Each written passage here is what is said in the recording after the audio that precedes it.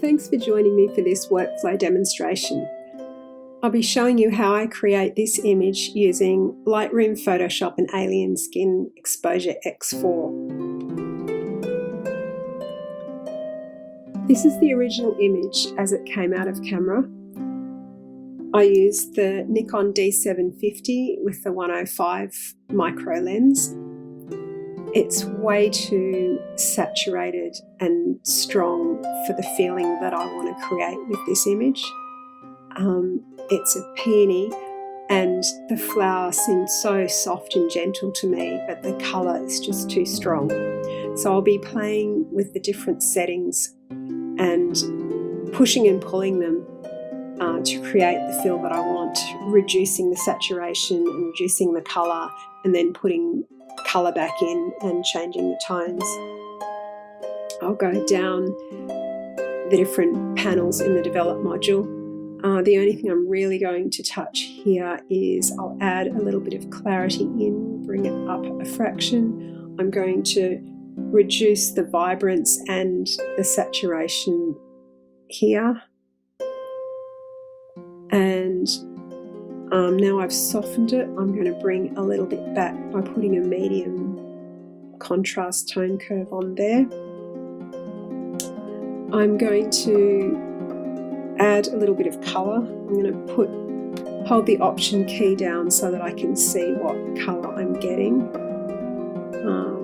Something around there. And now I'm going to bring that colour in. And I'll put the same colour in the shadows, something around 36, and around the same saturation in the shadows as well. For sharpening, I'll put it at about 70. And then I'm going to hold the Option key down again. And I don't want the sharpening to affect the soft areas, I only want it to affect the edges of the petals there, so that will affect that.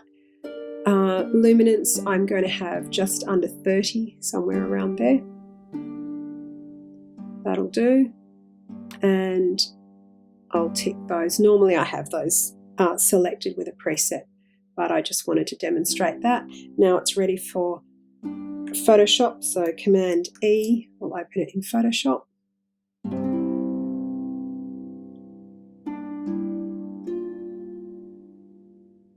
I don't want to do too much in here. I'm checking the image. The only thing that really bothers me is this little section here, so I'm going to use the healing tool and I'm just going to get rid of that. Now I'm going to open it in Alienskin. So I'm going to start with the polychrome preset that they have. I really like this one, but as you can see the grain's very strong and they happily have one without grain, although you can switch it off. I prefer to use the one without grain, and then I can add my own options. So the first thing I'm going to do is actually create a tone curve and use one of their presets, which is to preserve the highlight, which is a low contrast preset that also preserves the highlights. Then I'm going to add another one to further lift the highlights, and I'm just going to lift the highlights a little bit there. I really like to have these edges of the petals to be white on the paper. A lot of people don't like blown out highlights, but I actually like to have white paper showing. Then I'm going to add that grain back in that I was talking about.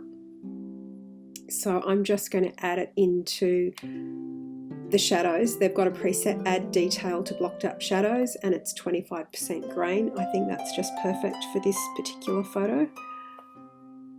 And Then I'm going to play with the colour a little bit. Starting with the hue, I'm just going to warm the image up a fraction. So with the red slider, I'm dragging the slider just visually, and that looks a little bit warmer to me. And I'm going to drag the orange down a little bit, and I might drag the magenta up to warm that as well. Saturation, I'm going to reduce the reds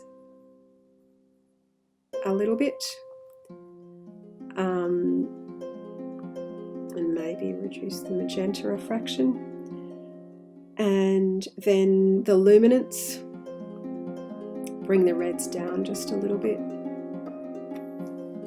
and we'll look at the before and the after. It's softened quite a lot.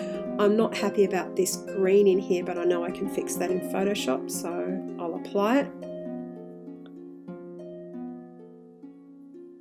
And then with the brush tool, I'm on 3% flow. I'm going to add a layer mask and just take a little bit